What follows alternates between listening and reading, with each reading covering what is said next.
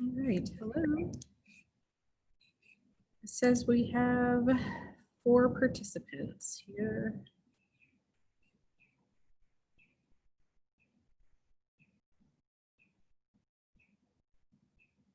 It looks like everyone else is muted. If you want to speak, you can unmute yourself. Otherwise, this is Heather Wilson. I'm at the AIA Utah office. I'm hosting the meeting until Molly or Laura arrive, and then I'll make one of them the host of the meeting. And until then, we'll just wait for everyone to arrive. It looks like if you'd like to join by video, you can. Otherwise, it'll just be a conference call. And I'll just keep myself muted until we have Molly or Laura here.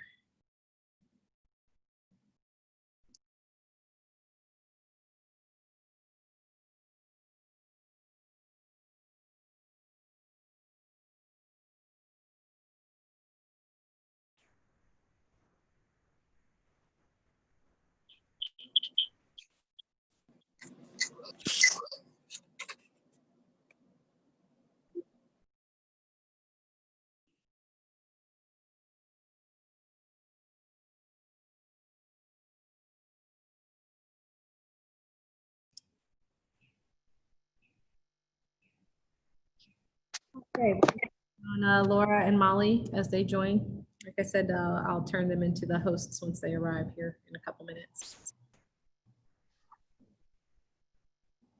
Oh, there's Laura. Hello, Laura.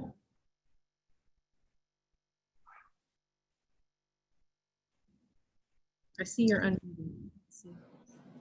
We can't get your sound. I can't hear anyone else yet.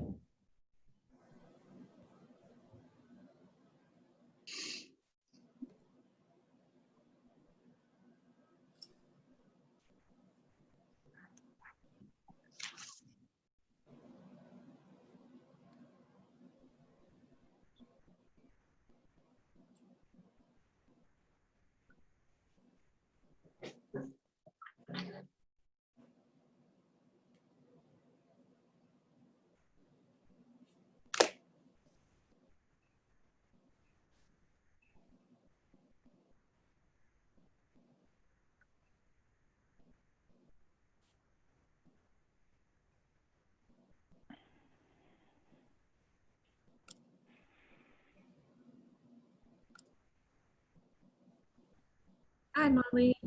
Hey, Heather, how are you? I'm doing well this morning. I've just given you the host controls to Okay. a co-host.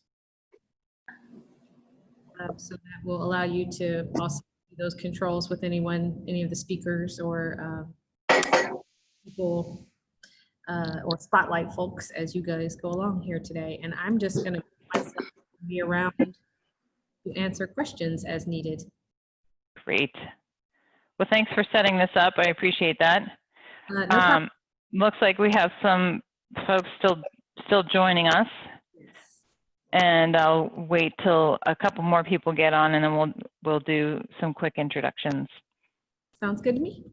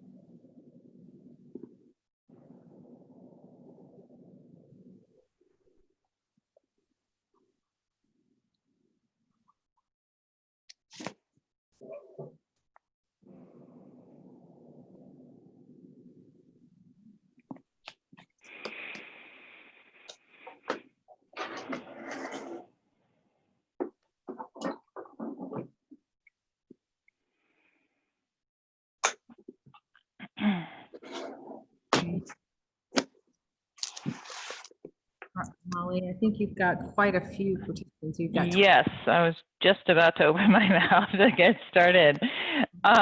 Thanks everybody for joining us today. My name is Molly Robinson. I'm one of the two co-chairs of the Utah Urban Design Committee, along with Laura Smith. Laura, can you give everyone a wave? Hi. Thank you all for joining us today.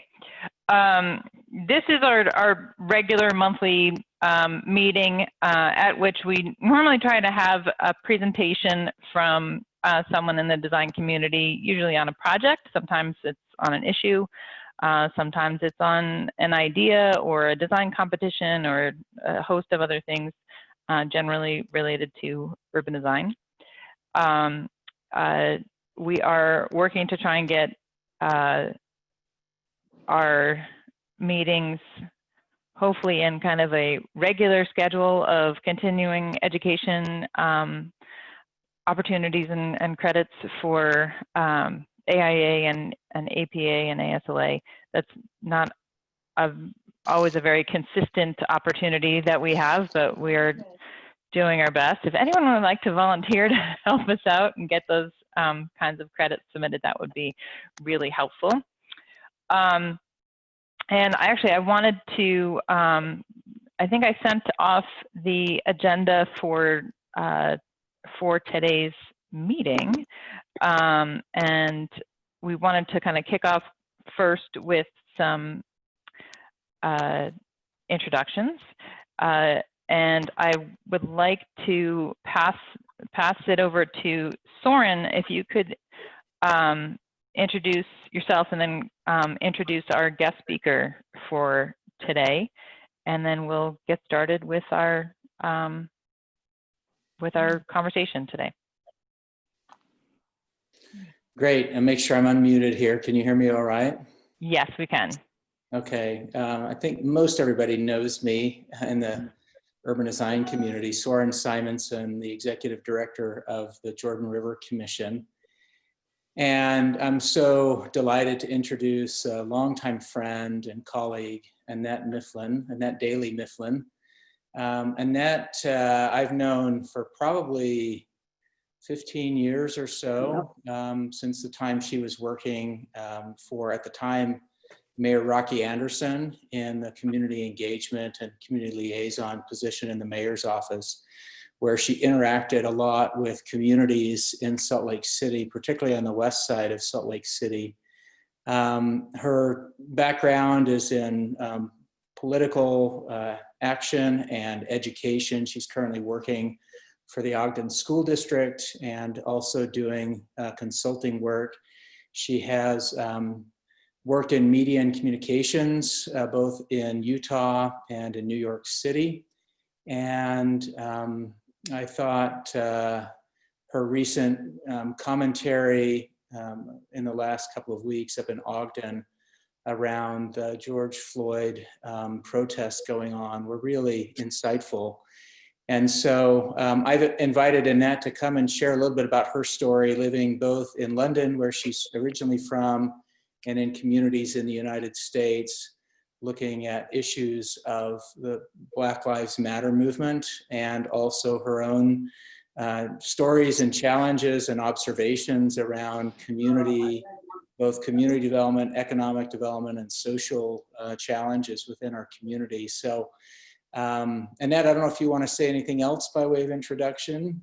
That was a good introduction. Thank you, Soren. Thanks everybody for letting me be here today. So just briefly, I'd like to mention I actually did live in Germany during my formative years. And that was for a chunk of time. That was for about 7 years. So other than that, that's all I have to say for right now. If you want to go do your roundtable, say hello to everybody else, that'd be fine. Unless it's me.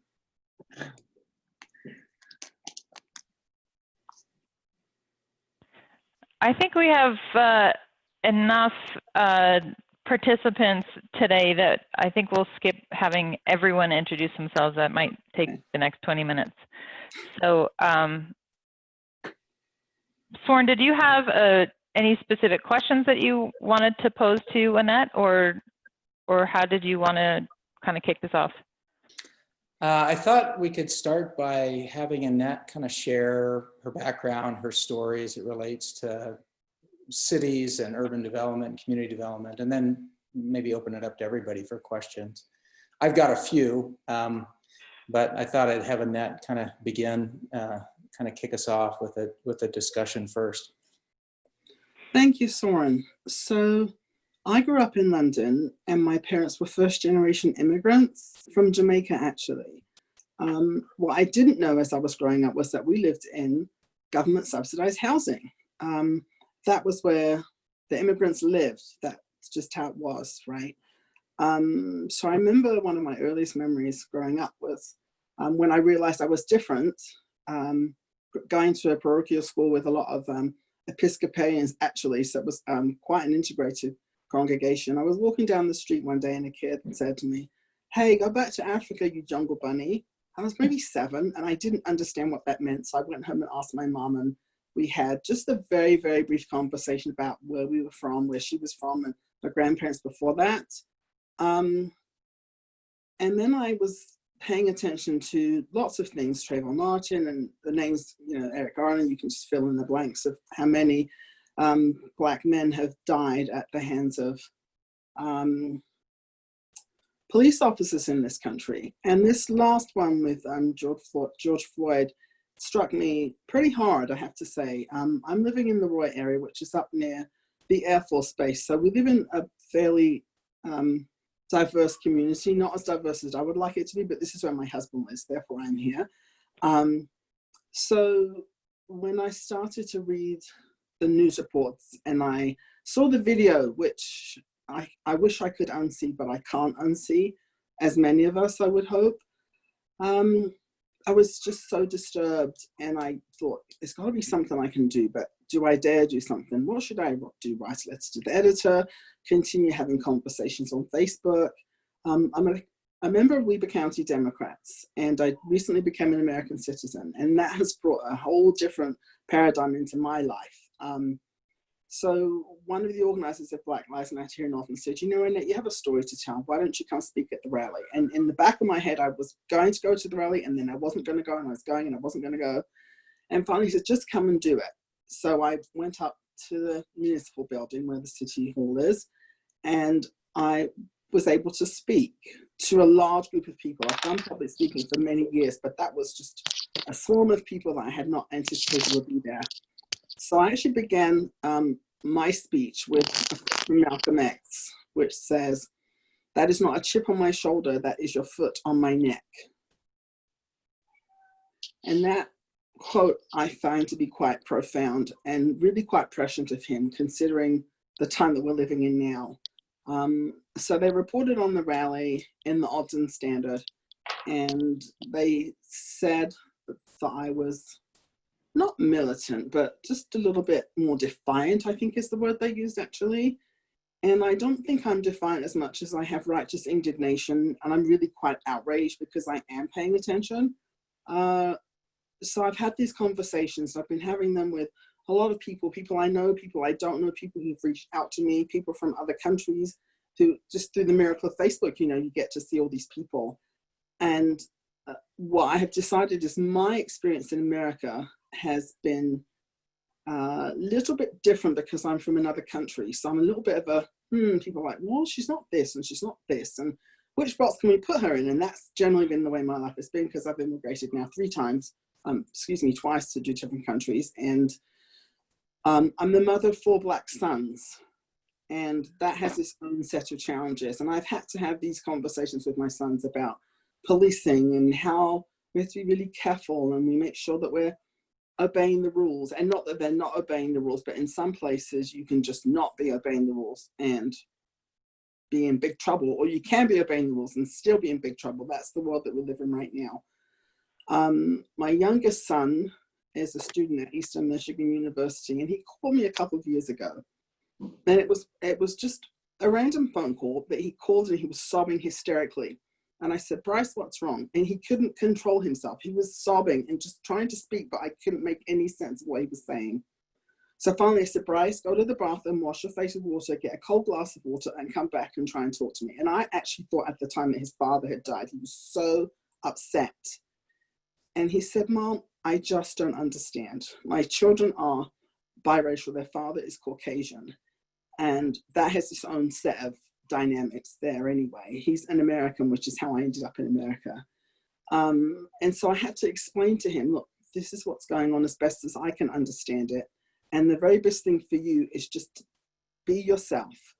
Try and figure out where you fit in society, go to school, go to work, just try and stay focused. And he said, Mom, I can't stay focused. There's just too much going on out there. So here we are 2 years later, and he is angry. He's actually very angry at what he sees. He lives in Michigan, as I said, and he lives in a fairly mixed community, but there is a large population of African Americans in Michigan. Now, he doesn't fit in with African Americans because he's not really Black. And this is something that he has struggled with. And I don't necessarily fit in here because I'm not really African American. So when I was working in the mayor's office 10 years ago or so, about 10 years maybe, I met Soren, and I was very fortunate. The city of Salt Lake is divided into 7 council districts, right? So I had, I worked in all five out of those 7. And one of those assignments was on the affluent east side. And I'm presuming that you all are from the area or that you know the demographic makeup of Salt Lake, right? And then I worked on the west side. And what I noticed on the west side was that there wasn't a regular grocery store. There wasn't a department store. There were a couple of bodegas, but there was great resistance for people who had lived there for a very long time who didn't like that their community was becoming a community of color. So there were pockets on the west side where people of color could live and were accepted, and there were pockets of the west side where they were not accepted. And I remember very vividly, a gentleman came to me once at one of the meetings, and he said, "Hi, my name is Jay, fill in the blank. I'm not prejudiced, but," and that's never good when you hear that, because what's going to follow is going to explain to me that you really are prejudiced. So why preface your statement? Just come out and say it. So what I got to know over the 5 years that I worked with that community was that there was a great deal of pain. There was a great deal of uncomfort. There was a great deal of a sense of not belonging for groups of color. And so about 2 years into that assignment, maybe a year and a half into that assignment, I met a woman who actually is from Utah, who had decided that, you know, this isn't good what we have. This isn't representative of the community. So what I'm going to do is I'm going to run for office. I'm going to be a community council chair. I think you all know what that is. It's like below the city council, you're elected, but elected by the community. So she decided she wanted to run. And so I gave her pointers because I'm Switzerland. I'm not supposed to tell anybody how to run, but I just gave her some ideas that might be helpful. And when they had the election that evening, there was standing room only. There were so many people who came and voted. Well, she won against the man who had been there for 8 years about. And I was so happy for her and happy for the community because they had a voice that would actually speak to their issues. The very next day I came into the office and I got a phone call from Mr. J, fill in the blank, and he said, "Well, I don't think a whole bunch of those people were supposed to be there. I don't think they're even legal immigrants. They didn't even show their ID." And this was 10 years ago. And I'm sure if I knocked on his door now, he would probably still have the very same thing to say, only amplified based on what we're seeing. So as a woman of color, thinking about the Black Lives Matter issue, my heart is very sad. I just think we need to do better. I have known in my life 2 Black architects, and I've worked in a lot of places and lived in 5 states, right? So that's clearly not enough. And I just looked up today to see how many we had, and there aren't that many. They're increasing in the population, certainly. And I see that Heather is one, an architect or a planner. And yeah, so I think when we think about creating communities and creating cities and creating environments for people to live in, that we need to pay attention to people of color. They're marginalized in many instances anyway. They don't have the same access to education that many of us have. They don't get to live in the neighborhoods that have anything other than Title I schools. And those are schools that where the children are socioeconomically challenged, where they by and large have free or reduced lunches. As I've been teaching in the Ogden School District, I worked with a group of children, students who were deficits, who were at a deficit in their education. So they were skipping school, they may be involved in a gang.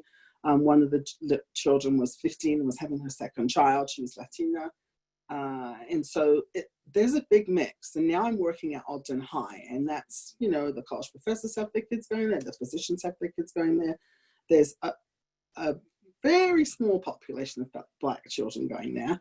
And I remember one day I was walking down in the hallway and this kid said, hey, there's a Black teacher. This was in an elementary school before I got to the high school. And he called his friend and said, look, she's Black. And I don't know if he'd never seen a Black person in the school before or in his environment, but he was just so surprised. And he ran outside, and then they came in, a group of them came in, like, look, there's a Black teacher, there's a Black teacher.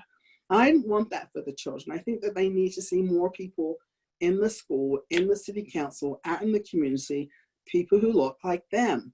If they don't see people who look like them, then they feel that it's okay for them to be mistreated. It's okay for them to be second-class citizens. We need to teach our children to strive for better things. And when we're in a position of power, if you will, and we're in a position to make decisions about where people live and what that should look like, and what the street should look like, and what the store should look like, we need to think about that. And we shouldn't put people in these pockets of, well, you make this much money, therefore you can live here, and well, you make this much money, therefore you can live there. Now, as you can hear me speaking, you're probably thinking I'm a socialist, which I am. I was raised in England. My parents are first generation immigrants again. So socialism has just been what I know. So now that there is no socialist party in America, of course, that means I'm anything but a Republican, I suppose, if you will. So my hope is that I can continue to use my voice, because I do have access to people who can help people listen to me and talk about these things that we need to talk about that will make our world better. We need to have more justice for our children on the economic scale, on the education scale, on the places where they live scale. And I just think we need to do better. Okay, let's see what you have to say. I see Heather Wilson typing something, but it's gone away. Maybe I'm not supposed to see it. No, Annette, I'm sorry. This is Heather. Hopefully you saw it. I just put a couple of statistics up there. I've been working for the American Institute of Architects since 2005. Okay. I've had the pleasure of serving on the Diversity and Inclusion Representation Committee. I've served on the board of directors as a case council member, which is the component executives group.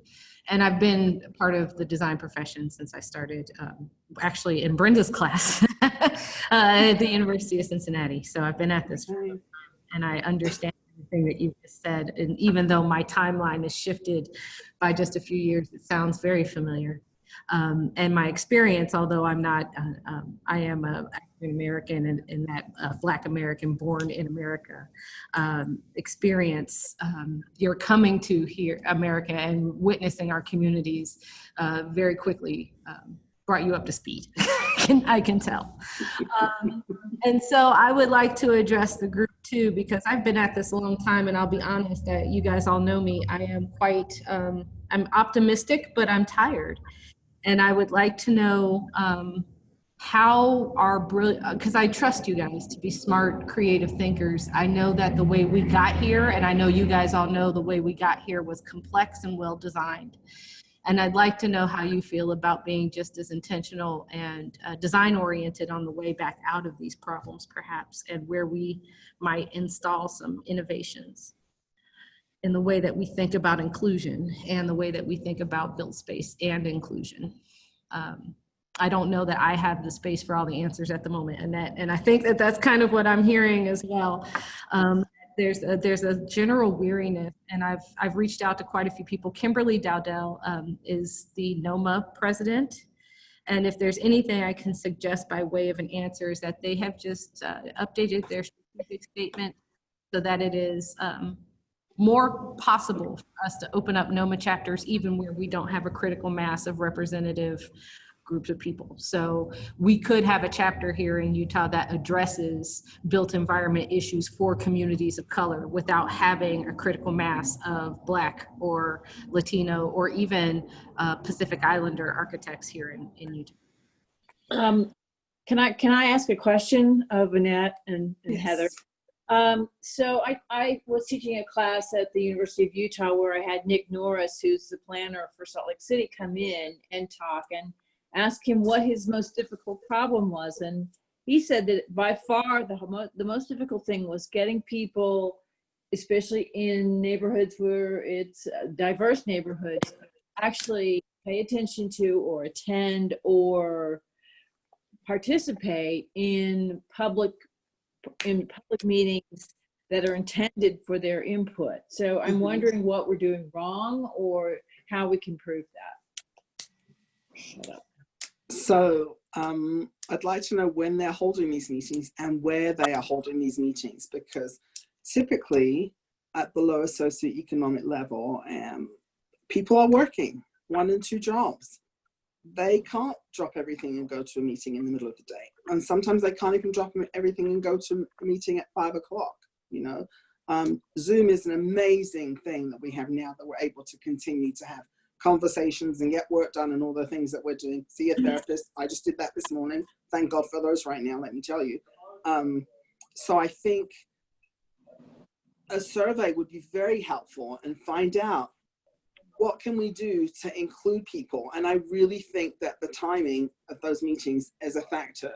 I think everybody doesn't, again, have the luxury to just check out of work and come sit at a meeting in the middle of the day. And I'm sure most of you are on your lunch break right now.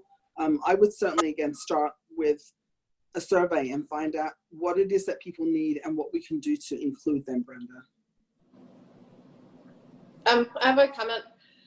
So when we were working on the Lester Park charrette, at Soren's advice, we had a special focus group for the Spanish-speaking community and went into, I think it was the church where they had their services, but that was a great idea, Soren, because by having it in Spanish and having someone there from their own community to facilitate the conversation, we saw that people were more comfortable talking to us.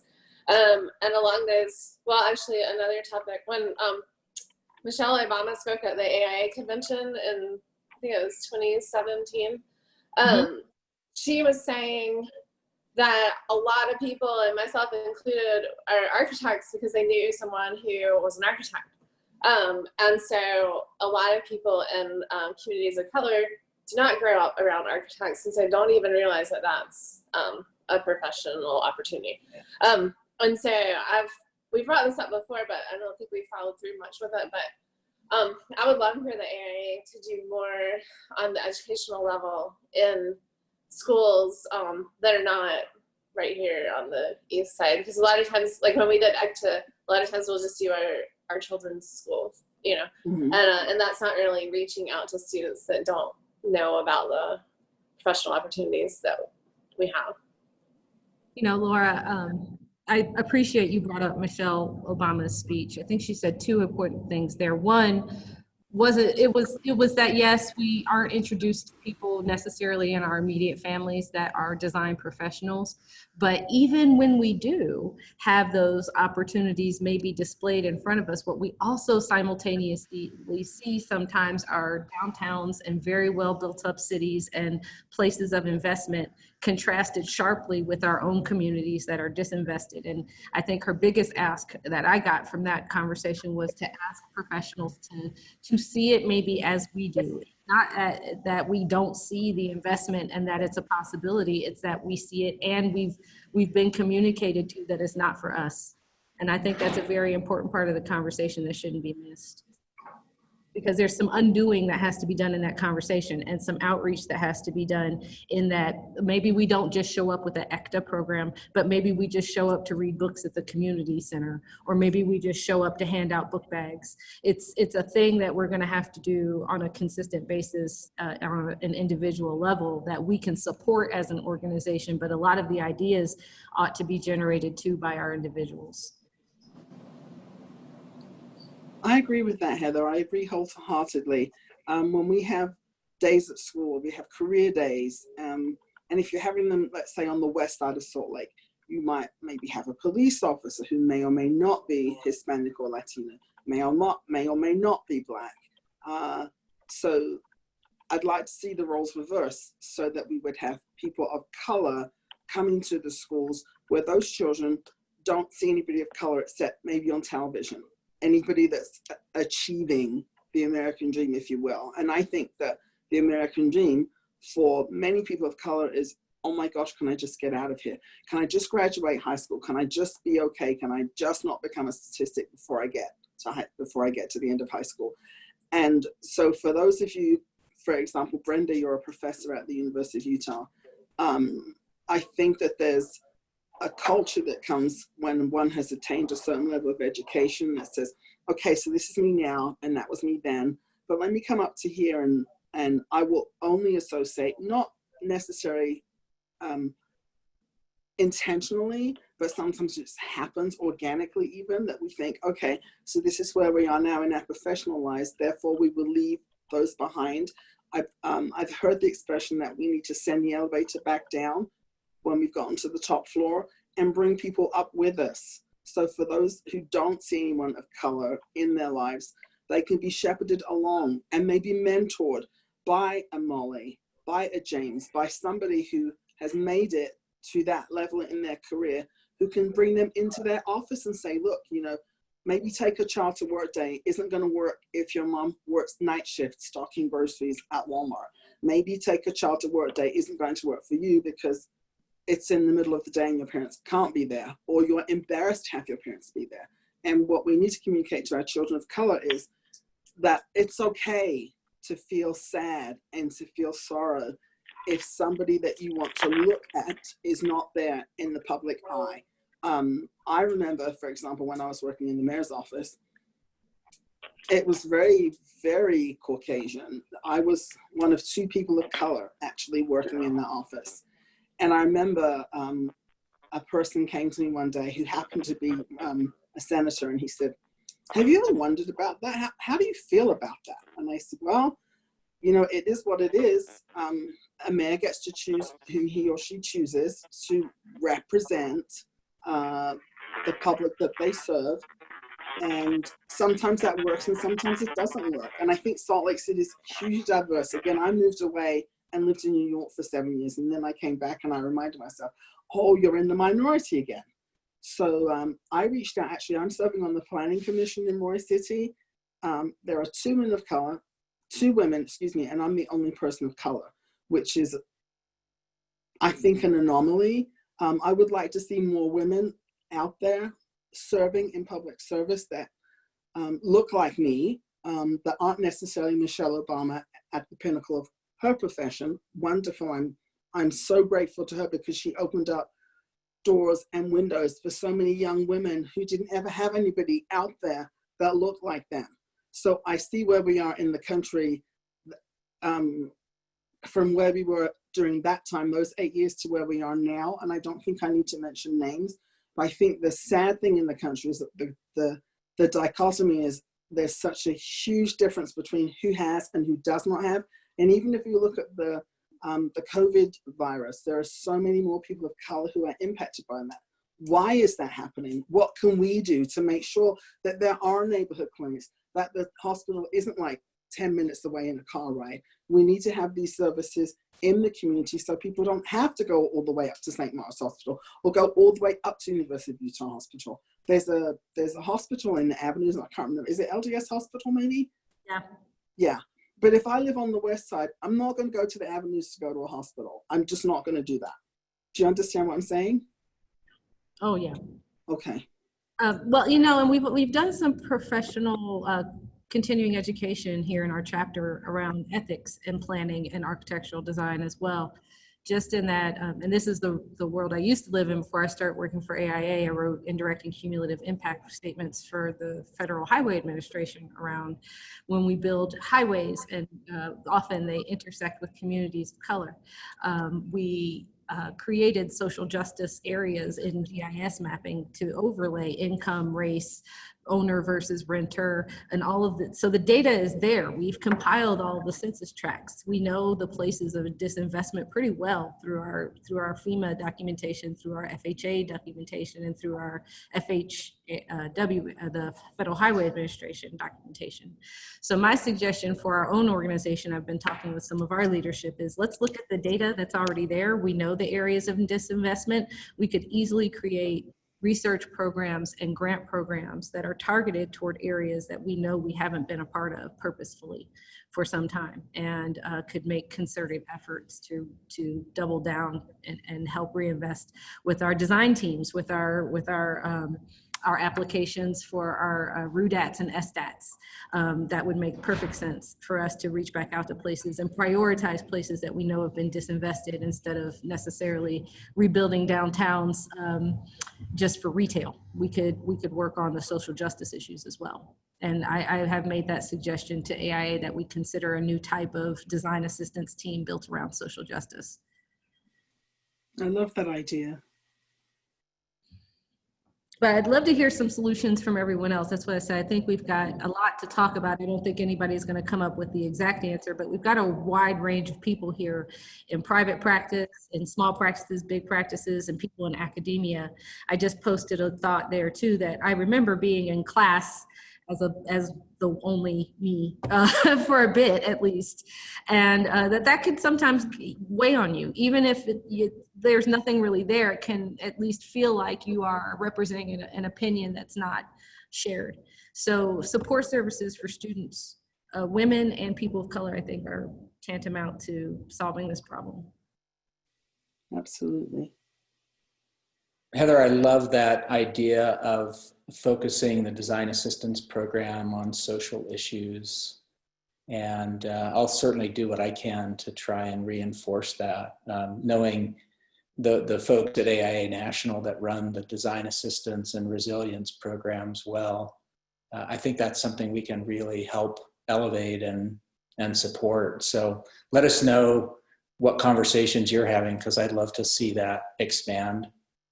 I wanted to share a couple of experiences. It seems like there are two really big challenges to overcome. And I'll share just personal experiences because they've been really profound to me. The first one was, many of you know, I studied architecture and urban design at the University of Texas. And my best friend there, Wanda Powell, was a woman, a Black woman, who was from Central Texas. And I remember her saying something very profound when we graduated, as we were hugging and crying and doing all the things that you do when you graduate. And it took me really probably a decade to internalize what this meant. But she told me when we graduated, as we were talking about, you know, where we were looking for jobs and stuff like that, she said, I'll probably never have an opportunity to work as an architect. And I'm like, you're the top of your class. Are you kidding me? And yet a decade, 2 decades later, she's never practiced in architecture because there just simply weren't opportunities for her. The other experience was one that happened just about 1.5 years ago when we were doing some work in the classroom of Backman Elementary, which is one of the West Side elementary schools located near the Jordan River in the communities that Annette knows so well and has talked about. And I remember there's a little underutilized parcel just across the river from Backman Elementary, and we were doing a design charrette with some folks from Salt Lake City Parks and Public Lands. And the makeup of the classroom, I think it was 3rd graders and 4th graders that we were mostly working with, because they wanted to envision what this piece of property could mean if it were improved to support their neighborhood in some way. And I remember this one little Black boy, after we'd spent probably 2 hours visioning, and the kids were scrawling with crayons and markers on maps and thinking, and this one little kid came up at the end and kind of tugged on my shirt tail and said, is it really possible that any of this can happen? Because my experience is, even if we dream, nothing really ever happens. And it just moved me so much. And I've looked at that with, you know, what's going on with the inland port, for example, which I think is a real tragedy. I mean, the prison relocation for one, right in the heart of Salt Lake City's west side, which is predominantly a community of color. And all of the outspokenness about the inland port, which we know will be devastating environmentally, from air quality to water quality to wildlife disruption and decimation. And the communities of color speak out to the state and to the city, and they're not being heard. And so watching what this little boy said to me, and then watching what's happened in that community, as communities of color have over and over again said, we want social justice around land uses, around systems, job creation, and other things, and this isn't it. And yet so much of what they've said has just been dismissed and ignored by both the city and the state. And it's really disconcerting to see that. So, there's kind of these two pieces, one working within the makeup of our profession, which doesn't represent the communities we serve, but also our ability as planners and designers to listen to communities that have been just plagued with social injustice that is being perpetuated at the very top levels of government, of both city and state government. That is just such a tragedy, because it leaves people thinking it doesn't matter if I show up to the meeting because I'm not being heard anyway. And what I dream for my community isn't going to happen. And I just throw that out there maybe for discussion or to think about, because they're powerful observations. And I don't always know how to change what's happening and what I hear, and yet I want to. And I think that would be a really useful conversation that we could have as an organization and as a committee about where we go from here.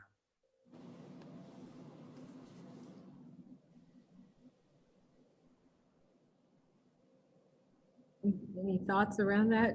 I think that's a powerful set of statements. I don't want to be the only voice necessarily chiming in. I think part of the weariness that goes along sometimes with answering the questions is that I've been part of the voice maybe that's also been yelling from a rooftop for a while, and even from within my own organization, it's been drowned out in many ways.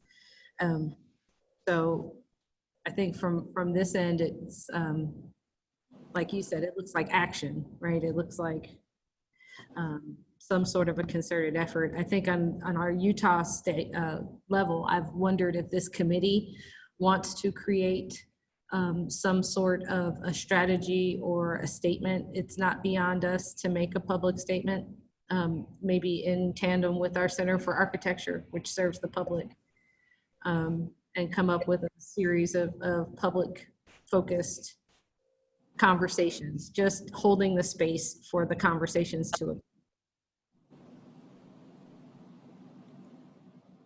Hey, this is Megan Recker. I am a recent transplant to Utah and been in Texas for quite a while. Also went to the University of Texas at Austin.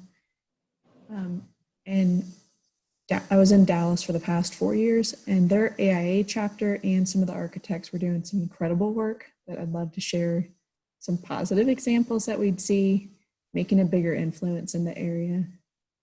One, the AIA was doing design charrettes and competition for middle school and high school students.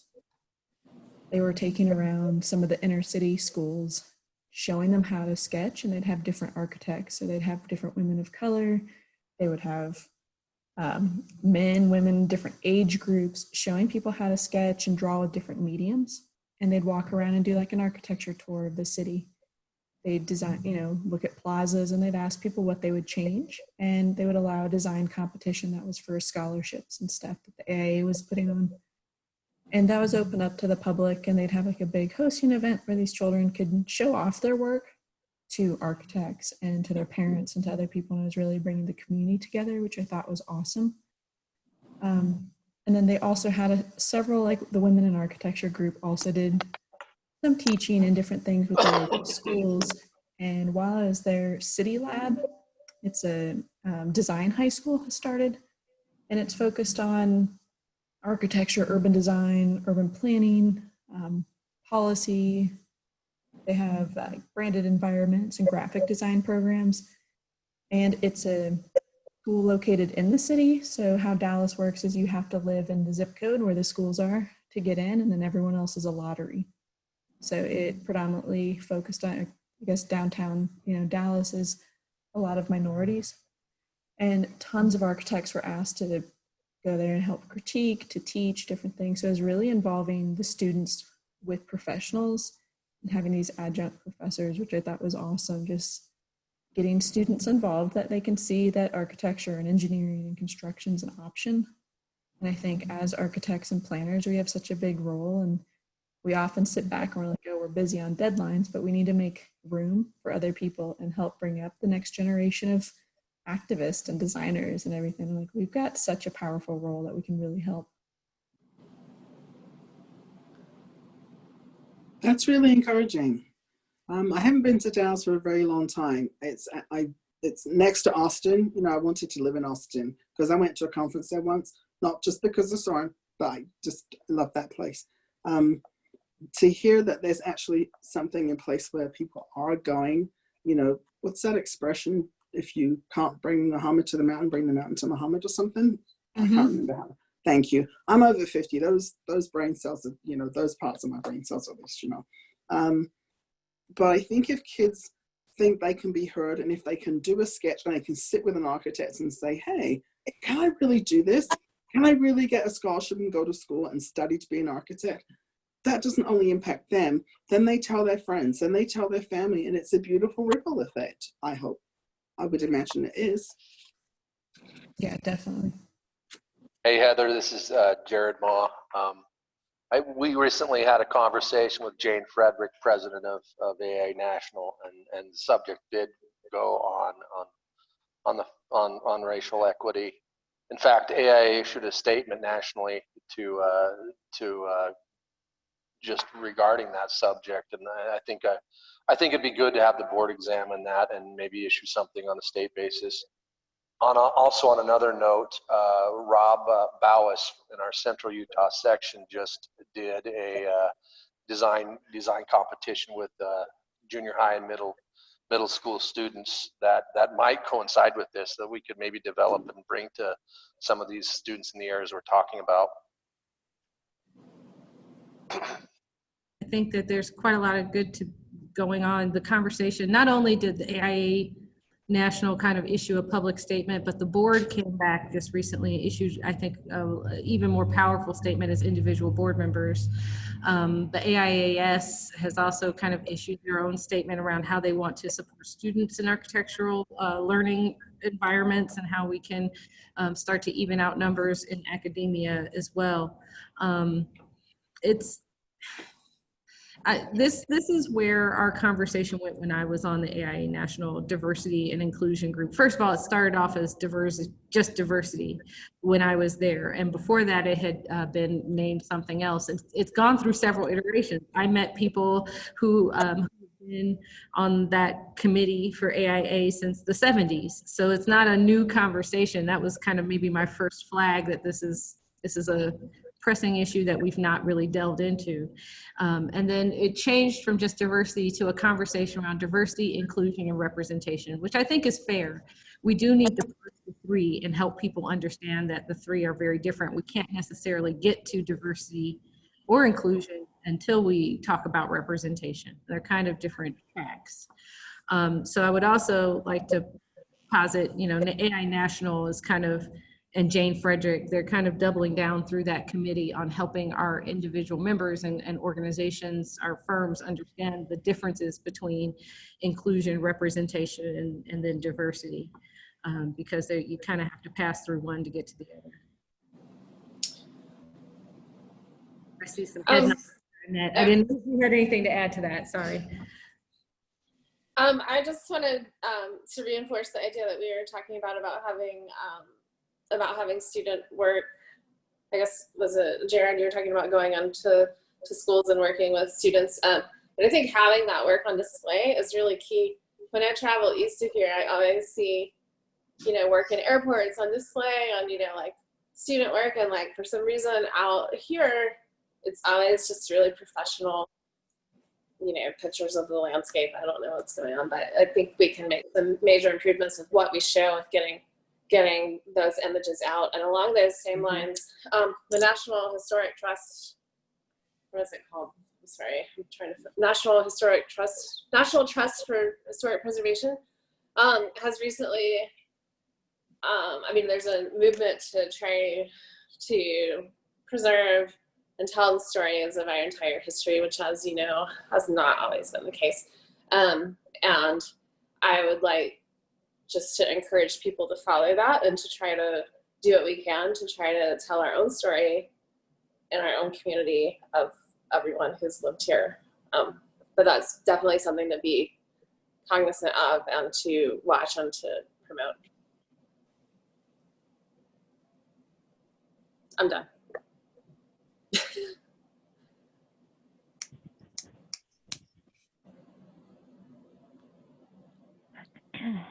I wanted to speak just for a second in terms of engagement, public engagement in particular, in planning and design, and some of the strategies that are still kind of, they're not at the forefront of the kind of our work as designers and planners and landscape architects, engineers, everyone.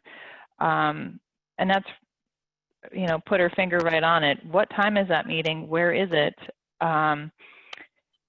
We tend to fall back on kind of the easy outreach kind of thing, hosting a meeting and inviting people to it. And that's the kind of practice that, well, we think that, well, we're at least doing that. That's not enough, and it doesn't engage the broad audience that we need to be engaging in all facets of our work. We need to think more about reaching out as opposed to outreach. And reaching out means going to the community, setting up in places and spaces that are important and accessible to the community. If that means, hanging out on the sidewalk in the neighborhood and trying to actually have a, face-to-face conversation with someone, if that means setting up something more formally, or finding the champions in the neighborhoods that we want to work in and having them host the event that you are a guest at instead of you being the host. I think food needs to play a bigger role in design as a way of bridging the gap in the conversation. And if you're going to host someone at your house, you're going to offer them something to eat and something to drink. And I think that that's going to go a long way to help bridge some of the differences. Because if there's nothing that you can talk about, you can at least, have something to eat, and that maybe could be a bit of an icebreaker. Let's hope that there's a lot more things that we can talk about. And I think that today's conversation just opens the door to the future conversation that we in this committee and in our design professions want and need to have on race and design and ethical considerations that we need to take more seriously in our work. I want to be cautious of time. We have about 5-6 minutes left before 1 o'clock, and get in any other comments and questions from everyone here on the call. I do have some homework and some research for everyone participating today and in our committee. I will send these out via email as well. But before I do that, I wanted to make sure that everyone who's had an opportunity to ask a question or contribute to the conversation has a chance to do that. Hey, Molly, it's Peggy McDonough. How are Hi, you? Peggy. Good. Hey, thanks, Annette, for joining this. And actually, thank you for for opening up this meeting. This kind of got posted in our office and said, hey, why don't you join? It's a discussion I think is really important. Listening is hugely important. And I really like what's being said about the ideas of reaching and acting in small ways is maybe more impactful than big promises. So, so I just wanted to say hello because we've been sitting here listening to the discussion, and thank you for letting us be here.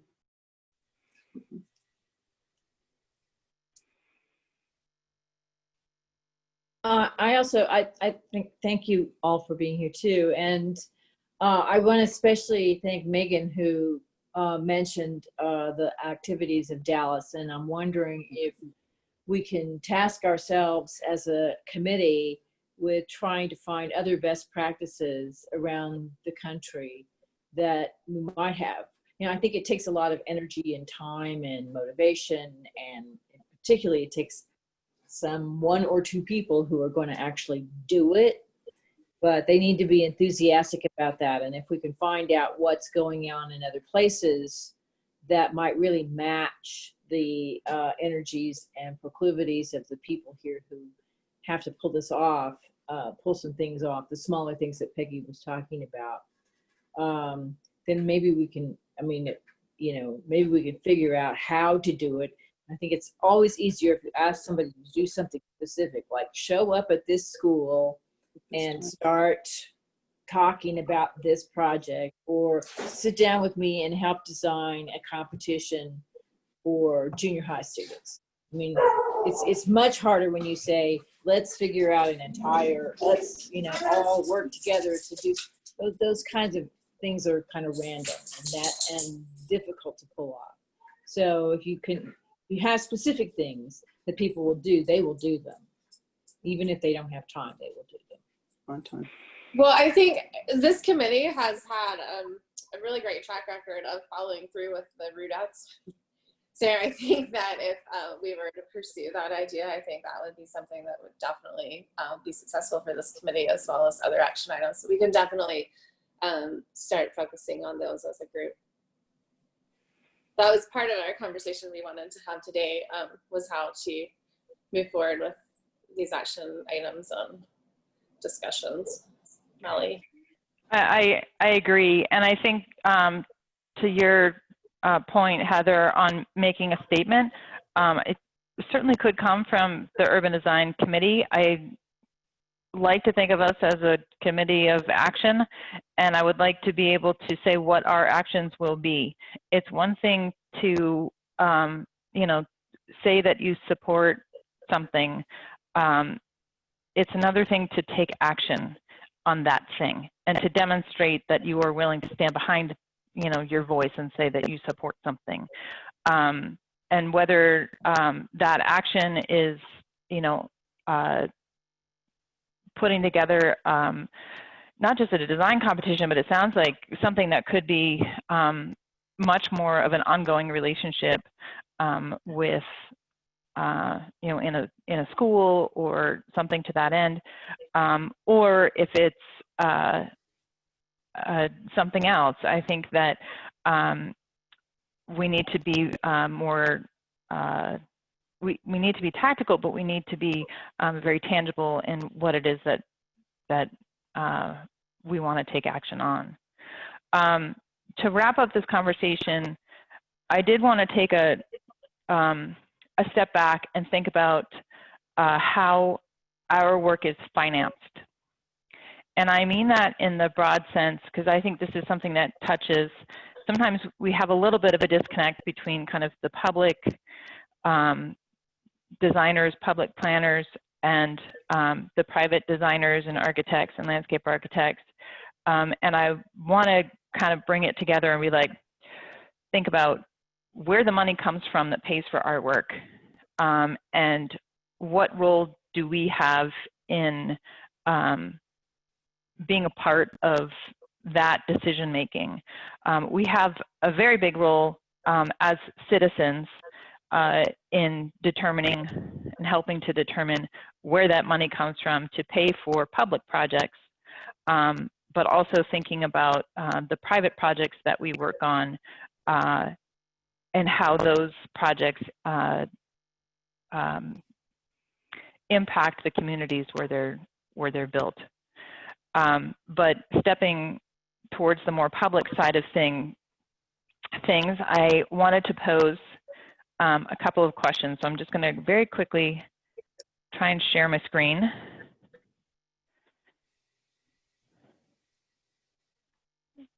And hopefully everyone can see that. But I have two homework questions. This is some research that I'm asking everyone in this group and everyone who is on our listserv to look into. And especially as this is typically municipal budget season, it's something that is very timely and relevant to the conversation and the issue of police funding, of how that happens. And I would like everyone to research what percentage of your cities or counties where you work or live, doesn't matter, municipal budget is dedicated to policing. How much is budgeted to parks, streets, housing, transit, public services, and public infrastructure? Report your findings on our Urban Design Utah Google group or at our next meeting. Two, if you could fund something, anything instead of police, then what would it be? And I hope with these questions that we're being somewhat provocative in initiating a conversation on design's role in building the kinds of cities that and places that benefit the variety of communities and neighborhoods that we have. And I hope I'm being somewhat articulate in getting to that point. But just keep in mind that, you know, we're all, I think we're all taking a hard look at kind of how we work, but let's also think about how our work is funded.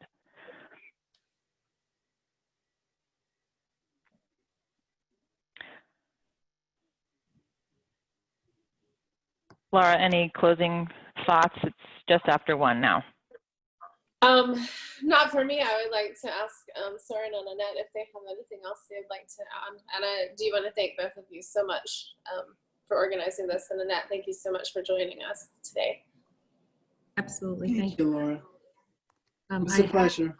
I have recorded this one properly this time, so we'll make sure that we share this back to you and Laura, Molly and Laura, and then you guys can share the link either internally or we can decide where to post it.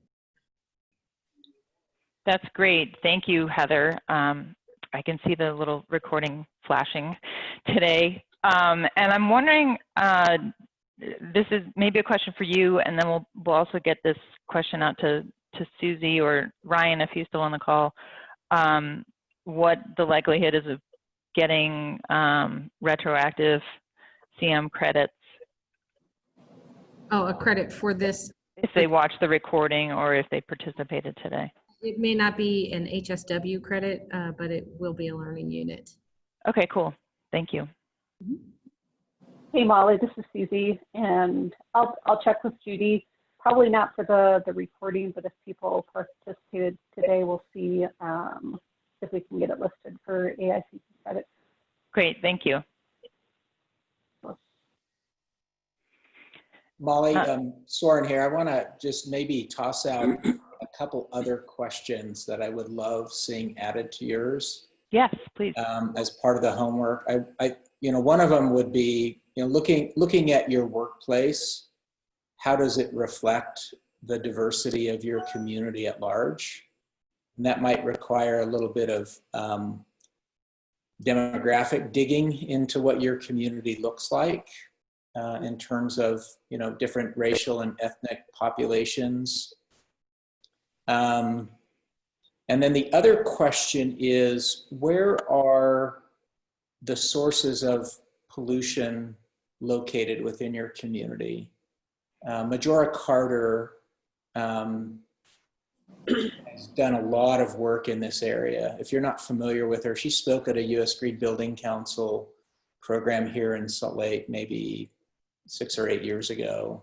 But she's done some really incredible research on the social justice of polluting activities. And I think we see that in many of our communities in Utah, that the sources of pollution, whether they're airports or manufacturing and industrial zones, heavy manufacturing, tend to be located in areas where we have predominantly communities of color. I think that would be an important question to look at as well. What are the sources of heavy manufacturing, pollution, and other things? Where are they located in your community? Because I think those are questions at a very big regional scale, even a state scale, that would be important as well. I'll try and put those into thoughts and I'll forward it because I assume you're going to hear these questions back through the Google group. Yes, I will. Thanks. If you can formulate those and send them over to me, I'd be happy to include them in the homework. Annette, any closing thoughts before we thank you profusely for joining us today? You know, this is an amazing group and you have opportunities to do great things. And I really appreciate the passion that's coming through on this call. I would like to say, as we're thinking about going out to the community, what you said, Molly, about bringing the meeting to the community when we don't know whether people can show up, the people whose lives are most directly impacted by that. And let's not forget Boys and Girls Clubs. Who goes to the Boys and Girls Club? Mom's working, dad's working, whomever the caretaker might be is working. They're there for a long time, those kids. They're there till 6 and 7 at night. That's a perfect opportunity, captive audience. I think they go up to at least the age of 12, the programs that they service. So that's something that is a thought that anyone that has time or will maybe could reach out to individuals. And I would also like to say that we have an opportunity right now in this country to have our voices be heard. And I think those of you who are involved in the building and designing of our communities could really sit back, not necessarily this group, I'm certainly not meaning to offend anybody, but sit back and think about your part. What is it that you can do as a person in your very important positions to bring more equity to where they're building homes? And when you talk about where the funding comes from, you know, is there money put aside for a school in such and such a neighborhood? Is there money put aside to mentor or give a scholarship to a student that is coming from a marginalized community? Those are real tangibles that you can think about. Again, I'd like to say this has been such an amazing opportunity and I love to hear the feedback. There's so much great stuff going on. And thank you, Soren, for inviting me. I really appreciate that. Namaste. Thank you so much, Annette. Thank you, Heather, for getting this set up for us. And thanks to everyone for joining us today, and look forward to future conversations on race and design and how we can do better moving forward. Have a great afternoon, everyone. Thanks, everyone. Thank you. Thank you. Bye. Excellent.